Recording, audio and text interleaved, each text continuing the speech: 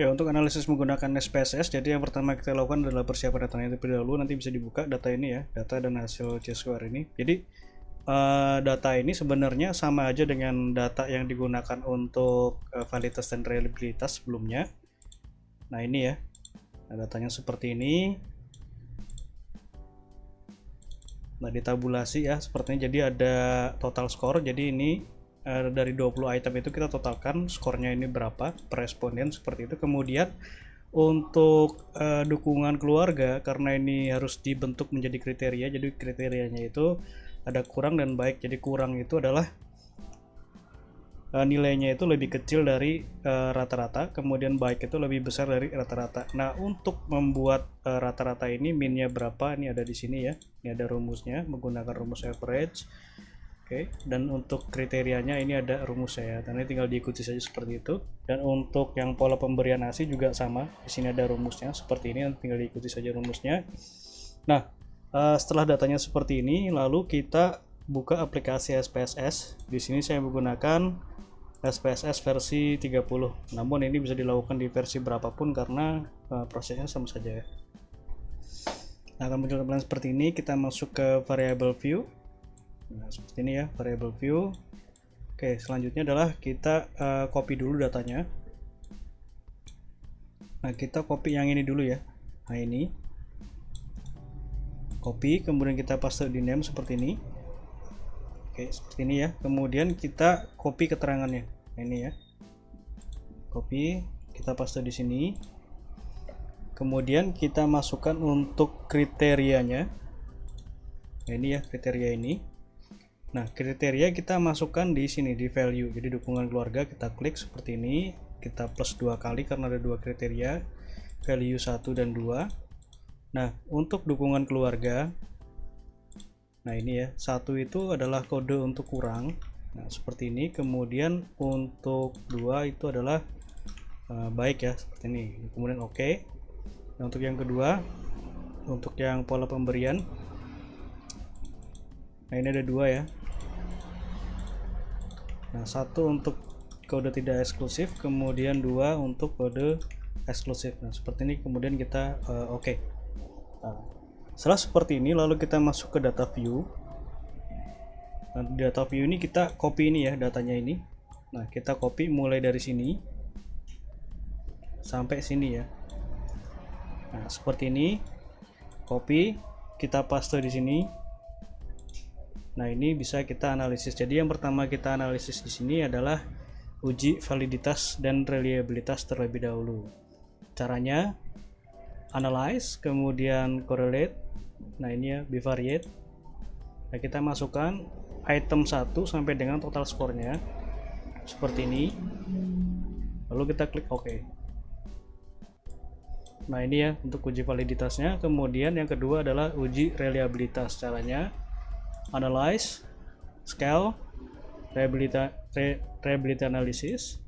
Nah, kita masukkan item 1 sampai dengan item 20. Nah, untuk uji reliabilitas ini tidak menggunakan total score. Seperti ini, lalu kita klik OK. Nah, ini adalah uji reliabilitas. Jadi untuk uji validitas itu yang kita perlu perhatikan yang ini ya, yang tabel total ini yang paling ujung kanan. Nah, total ini yang kita perhatikan. Nah, untuk kriteria validnya adalah kita lihat dari nilai sig-nya saja. Jadi ada yang dilihat dari nilai percent correlation R-nya atau sig-nya, karena kita menggunakan SPSS. Jadi kita pilih yang paling mudah yaitu nilai sig. Nah, ini ya, sig-nya ini kita tarik ke belakang. Nah, ini. Jadi sig-nya ini harus lebih kecil dari 0,05. Nah, ini kita bisa lihat untuk item 1 ini sudah lebih kecil dari 0,5, maka untuk item 1 dikatakan valid ya. Nah, seperti ini, item 1 dikatakan valid. Kemudian seterusnya sampai ke item 20. Jadi seperti itu ya. Yang dilihat, yang kita perhatikan di sini adalah nilai sig-nya saja. Oke. Seperti itu. Nah, selanjutnya adalah kita menguji reliabilitas. Nah, kita lihat nilai dari kerobak alpanya. Nah, kerobak alpa itu yang ini ya. Nah, ini datanya ada perbedaan jumlah, namun untuk caranya sama saja seperti itu.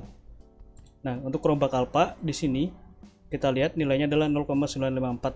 Nah, kalau di data sebelumnya itu nilainya adalah 0,885. Nah, untuk prosesnya ini sama saja. Jadi untuk supaya datanya tidak pindah-pindah, makanya saya menggunakan contoh data yang ini saja. Namun prosesnya sama saja.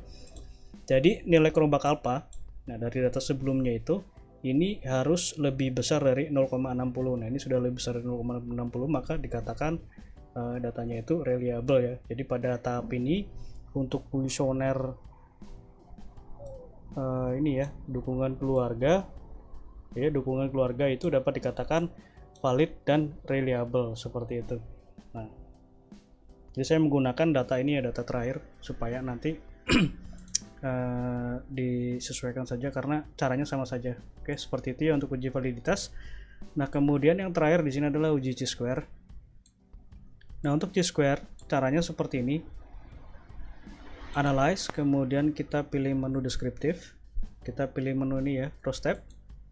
Nah, kita masukkan dukungan keluarga ke target list, kemudian pola pemberian ke kolom.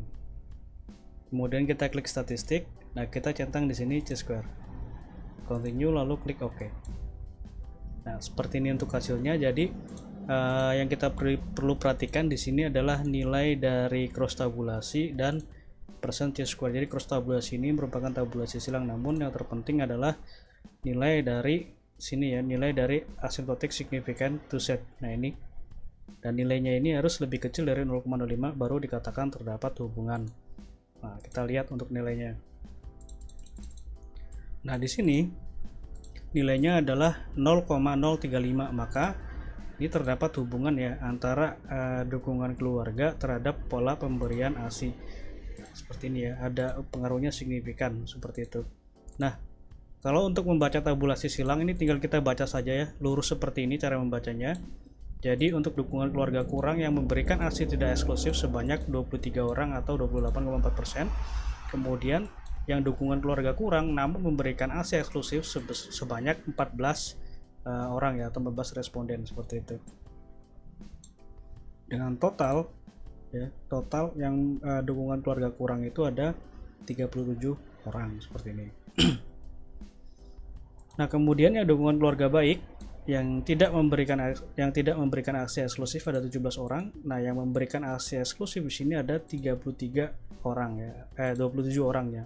Ini atau 33,3%. Nah, di sini dapat diketahui ya bahwa dukungan keluarga yang baik, maka pemberian ASI-nya akan bersifat eksklusif seperti ini ya, karena ini lebih banyak ya yang eksklusif di kategori baik. Oke, seperti itu untuk analisisnya. Jika ada yang kurang jelas nanti bisa ditanyakan. Terima kasih.